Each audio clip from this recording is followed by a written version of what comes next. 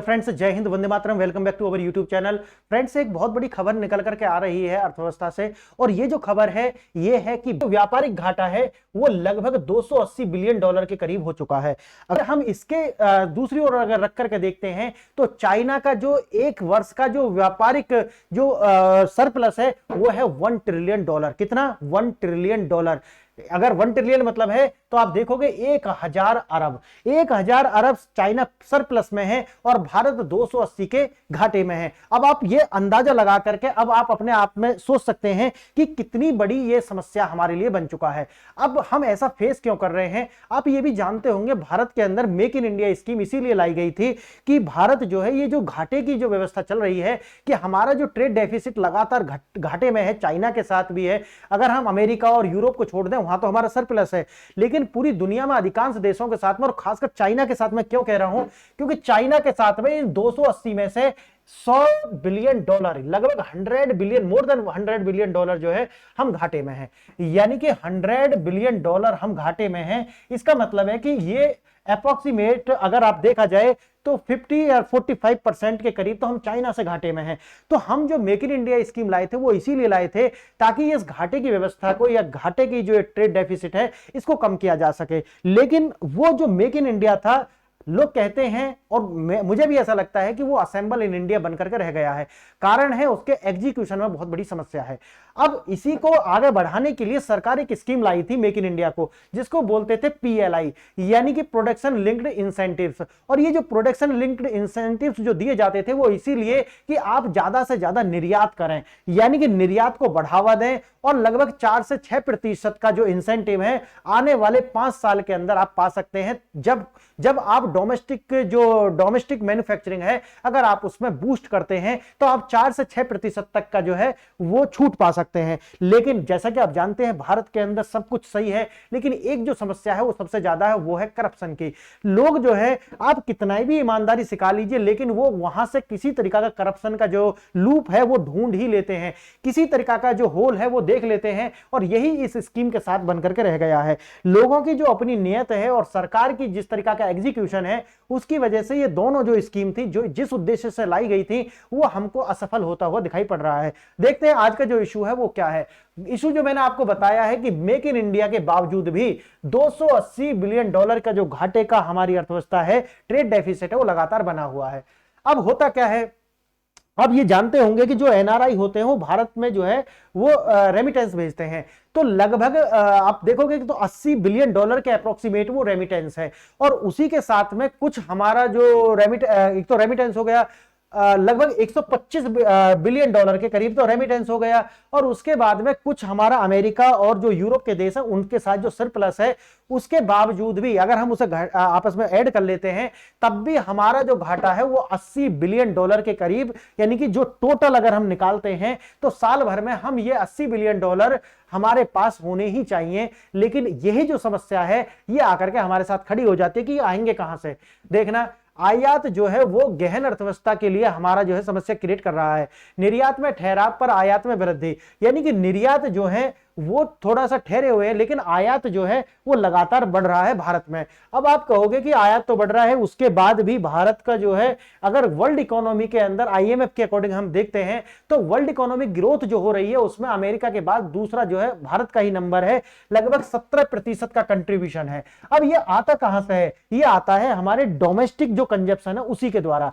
यानी कि भारत अगर बाहर निर्यात ना भी करे तो भारत के अंदर ही इतना ज्यादा कंजप्शन है, उसकी वजह से हमारी GDP चल रही है। अब लेकिन अब ये याद रखना कि अगर भारत के अंदर से ये कंजप्शन अगर कम होता है आने वाले समय में, तो हमको आयात यानी कि निर्यात पर निर्भर होना पड़ेगा। अब बात यही है कि भाई अब अभी तो एडवांटेज है, लेकिन आने वाले समय अगर हम सोचते हैं तो 2047 तक जो हम विकसित भारत की बात करते हैं, तो ये सपना पूरा कैसा होगा, ये चिंता का विषय है। आगे देखेंगे, निर्यात में मोल भाव की जो शक्ति है वो हमारी जो है कम है, और हमको उसी तरीका से जो है मोल भाव की शक्ति है जिस तरीका से बांग्लादेश और पाकिस्तान की जो शक्ति है उस तरीका से हमारी जो वस्तुएं हैं उनको ट्रीट किया जाता है। क्यों? क्योंकि हमारी जो वस्तुएं हैं वो उच्च मूल्य वाली नहीं होती अगर हम तकनीक को छोड़ दिया जाए तो।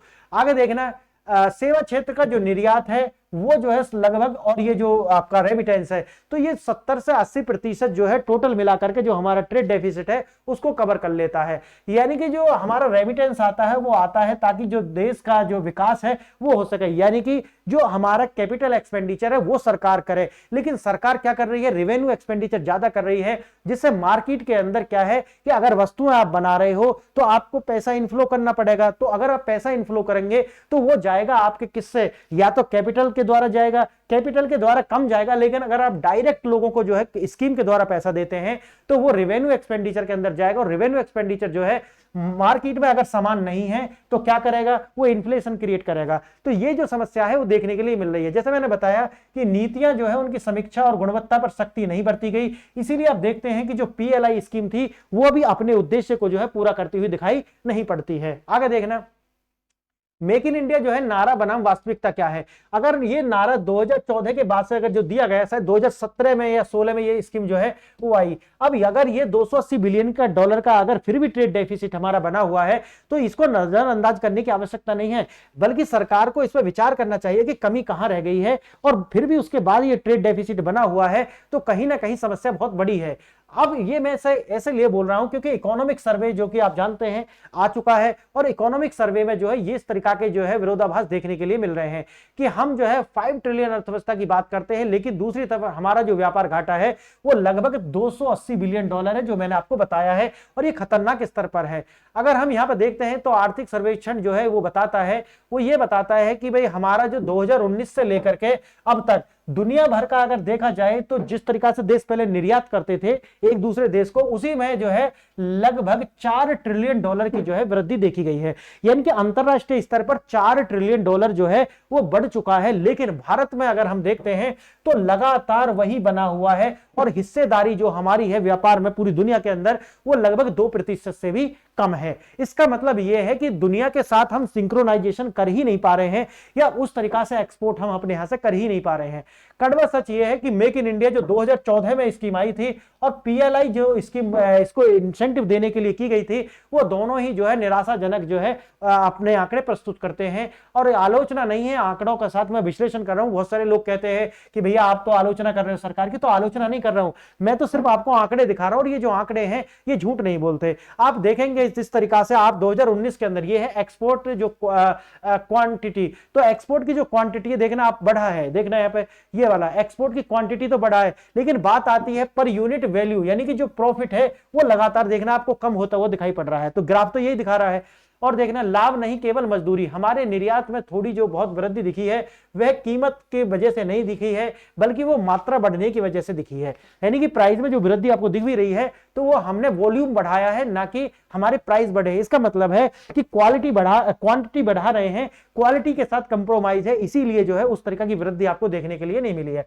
प्रति व्यक्ति आय में जो गिरावट है, हमें अपने प्रति यूनिट आय, यानी कि देखना एक यूनिट जैसे देखा, देखो यहां पे देखो, पहले आंकड़ा देखो, लगातार 2019 में जो है एक यूनिट बेचने से हमको जितनी आय होती थी वो लगातार आपको नीचे गिरती हुई दिखाई पड़ रही है। लेकिन एक्सपोर्ट की जो क्वालिटी है, क्वांटिटी जो ऊपर बढ़ती जा रही है, क्वालिटी गिर रही है, इसलिए आपको वो मीटअप करते हुए दिखाई पड़ेंगे। इसका मतलब ये है कि हमको जो है अपनी क्वालिटी पर ध्यान देने की आवश्यकता है। पर यूनिट जो एक यूनिट को बेचने से जो हमें मूल्य मिलना चाहिए उसकी वृद्धि की जरूरत है, ना कि उसकी जो क्वांटिटी बढ़ा करके उसको मीट आउट करने की आवश्यकता है। अब देखना मोल भाव की शक्ति जो है, यानी कि बार्गेनिंग पावर कब आएगी? बार्गेनिंग पावर जब आएगी जब दूसरे से बेहतर क्वालिटी आपकी होगी और दूसरे को जो है आपके सामान की आवश्यकता होगी। अब जिस तरीका की क्वालिटी हमारे सामान की होती है, अब होता क्या होता इसलिए है कि पीएलआई का इंसेंटिव लेने की वजह से लोग जो है फेक तरीका के सर्टिफिकेट जारी कर देते हैं, और जब वो माल जाता है यूरोप में, अमेरिका के अंदर, तो वो उसको क्या कर देते हैं, नकार देते हैं। ये जो समस्या है ये बहुत ज्यादा विकराल है, और जब वो सामान लौट करके आता है तो कागजों की खाना पूर्ति हो जाती है, लेकिन वो कार्य जो होना चाहिए वो देखने के लिए नहीं मिलता है। अब इंडिया का जो एक्सपोर्ट है, जैसा आप जानते हैं क्या करते हैं हम, जैसे चावल, मांस, मछली, टेक्सटाइल, जेम्स एंड ज्वेलरी, ये सारी की जो कमोडिटीज हैं वो हम बेचते हैं, ना कि हम किसी तरीका के इंटेलेक्चुअल प्रॉपर्टी राइट या कुछ ऐसा सामान जो दुनिया के लिए जरूरी हो, तो वो हम नहीं देखते हैं। अंतरराष्ट्रीय खरीदार हमें पाकिस्तान या बांग्लादेश से दामों में तुलना जो करते हैं और डिस्काउंट चाहते हैं। आपसी प्रतिस्पर्धा, भारतीय निर्यातक जो है वो आपस में ही क्या कर देते हैं, प्रतिस्पर्धा की वजह से रेटों को जो कम कर देते हैं, और यही में जो है समस्या क्रिएट हो जाती है। जो आयात की लत, विकास या विदेशी निर्भरता, संरचनात्मक कमी यानी कि स्ट्रक्चरल वीकनेस हमारे अंदर है। भारत की औद्योगिक वृद्धि जो है वो आयात गहन, इंपोर्ट इंटेंसिव है। उसके बाद अगर आप यहां देखेंगे कि हम मोबाइल फोन बनाने के लिए पुर्जे या कंपोनेंट्स आयात नहीं करते, बल्कि हम क्या करते हैं, हम एयरपोर्ट और रेलवे बनाने के लिए मशीनरी चीन और जापान पर निर्भर है। यानी कि हमारे यहां पर उसकी साइक्लिंग जो है वो नहीं हो रही है, बल्कि हमारे यहां क्या हो रहा है, उसकी पैकिंग हो रही है। जब आप पैकिंग करोगे, यानी कि जो फोन के कवर हैं और फोन के जो डिब्बा हैं, अगर उनमें ही हम चाइना के माल को पैक करके बाहर भेज देंगे ताकि हम पीएलआई का जो है वो सर्टिफिकेट गेन कर लें, 4 से 6% की और बचत कर लें, तो फिर भाई समस्या वही आएगी कि हम जो इस तरीका के मेक इन इंडिया और पीएलआई स्कीम से चाह रहे थे, उस तरीका के आउटकम से निकल करके आने वाले हैं नहीं।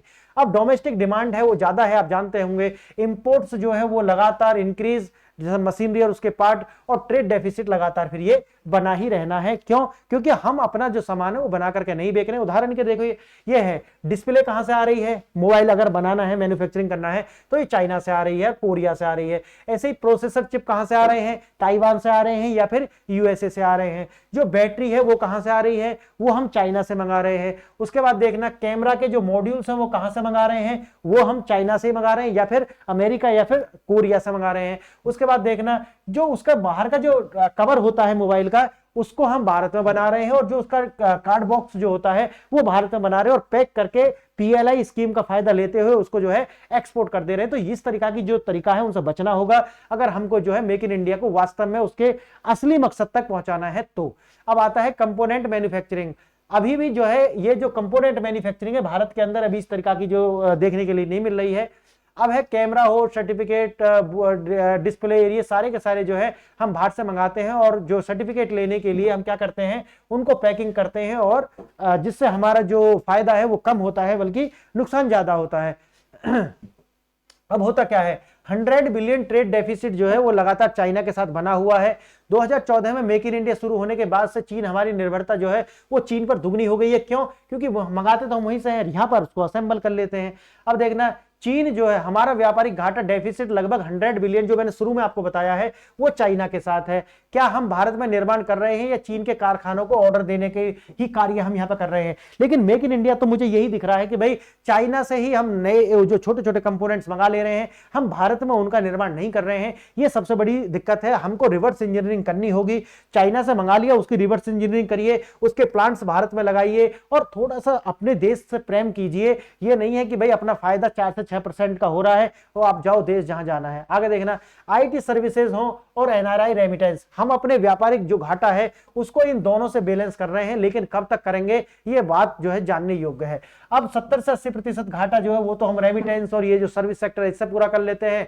सेवाओं का आदि से सब जानते हैं 260 बिलियन के करीब हम सरप्लस में दुनिया के साथ में, और एनआरआई से जो आते हैं और आईटी सेक्टर, इनको मिलाकर के अभी तक ये जो ट्रेड डेफिसिट है वो हम पूरा कर पा रहे हैं। लेकिन आने वाले समय में क्या होगा, क्योंकि जो आईटी सर्विसेज हैं जिस तरीका से भारत में मिल रही थी, एआई के आने से जो है ये कमजोर होने वाली है। जो बीपीओज की बात हम करते थे, लो एंड कोडिंग जो जॉब है, और बीपीओज की जो जॉब है वो लगातार खत्म हो रही है।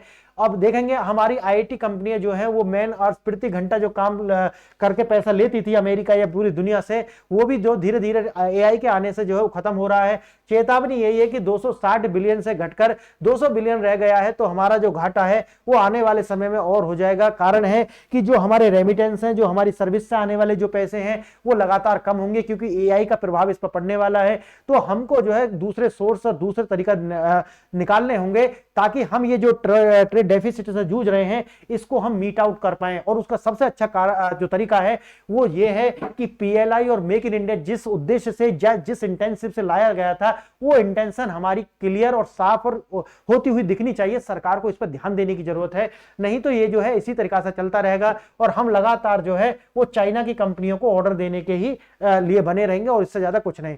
अब जैसे कि आपको पता है कि जो डॉलर है वो 83 से लेकर के 93 तक आ चुका है, और $1 अगर आप ₹1 बढ़ता है डॉलर पर, तो इसका मतलब है लगभग सरकार पर 20,000 करोड़ का जो है अतिरिक्त लॉस आता है। तो ये भी देखना होगा कि हम डॉलर को जो है किस तरीका से कंट्रोल करके रखें। आगे देखना, विश्लेषकों ने मार्च तक 92-93 रुपए की जो भविष्यवाणी है डॉलर की, यानी कि $1 लगभग 92-93 रुपए हो जाने वाले हैं ये मार्च तक। तो इसको ध्यान रख करके देखना पड़ेगा कि लगभग 60,000 जो है 60,000 करोड़ रुपए जो है और भी हमको चाहिए होंगे अतिरिक्त, ताकि जो हम अपने जो इंपोर्ट्स हैं उनको जो है मीट आउट कर पाए। आगे देखना, रिजेक्टेड का ठप्पा जो है लगातार लगता रहता है। क्यों? क्योंकि जो भी कंसाइनमेंट भारत से जाते हैं वो क्या होते हैं, उन पर लोकल सर्टिफिकेट होता है और उनको जो है यूरोप की जो देश हैं वो रिजेक्ट कर देते हैं। फर्जी क्वालिटी सर्टिफिकेशन जो है लगातार ये जो है बनाए जा रहे हैं और रिजेक्शन के बाद जांच नहीं होती और जिन लोगों ने ये कार्य किया है उनके लिए किसी तरीके की कोई सजा का प्रावधान नहीं है और ये खाना पूर्ति होकर के खत्म हो जाते हैं। इस तरीका से तो जो है मेक इन इंडिया सफल होने वाला नहीं है। आगे देखना, चीन के अंदर अगर किसी भी तरीका का इस तरीका का कोई कार्य करता है और रिजेक्ट माल होता है तो उसके लिए जो है कड़ी सजा का प्रावधान है, यहां तक कि मृत्यु दंड तक का भी प्रावधान चाइना के अंदर है। अब फर्जी सर्टिफिकेट देने वाली जो लैब है उन पर ताला लगाया जाना चाहिए और ऐसी जो कंपनी है उनको ब्लैक लिस्ट किया जाना चाहिए जो गलत तरीका से सर्टिफिकेट बांट रही है पीएलआई का। जब तक डर नहीं होगा, सुधार नहीं होगा और देश के अंदर जो छवि है वो लगातार खराब हो रही है और ऐसे जो खिलवाड़ करने वाले जो लोग हैं उनको डेथ पेनल्टी जो है वो होनी चाहिए। क्यों? क्योंकि ये अपना आप में एक देशद्रोह है। भाई यूएपीए सिर्फ उन पे ही लगाओगे क्या जो आतंकवादी गतिविधि कर रहे हैं? इन पे भी लगाओ, ये भी आतंकवाद एक तरीका से देश के प्रति, यानी कि ये जो है आर्थिक आतंकवाद है। अब है रणनीति में बदलाव करने की आवश्यकता है। आरएनडी जो है उनको हमें और उनके जो कंपोनेंट्स हैं उनके साथ करना पड़ेगा, रिवर्स इंजीनियरिंग हमको करनी पड़ेगी और पीएलआई जो है 2.0 लाने की आवश्यकता है। वैसे पीएलआई के साथ में एक और समस्या है, मैं उस पर अलग वीडियो बनाऊंगा। डब्ल्यूटीओ में भी ये केस चल रहा है, इसको लेकर के चाइना और अमेरिका दोनों जो है बहुत एग्रेसिव है, देखेंगे उस पर अलग से वीडियो लाएंगे। एक है पुर्जे का जो निर्माण है वो हमको करना पड़ेगा।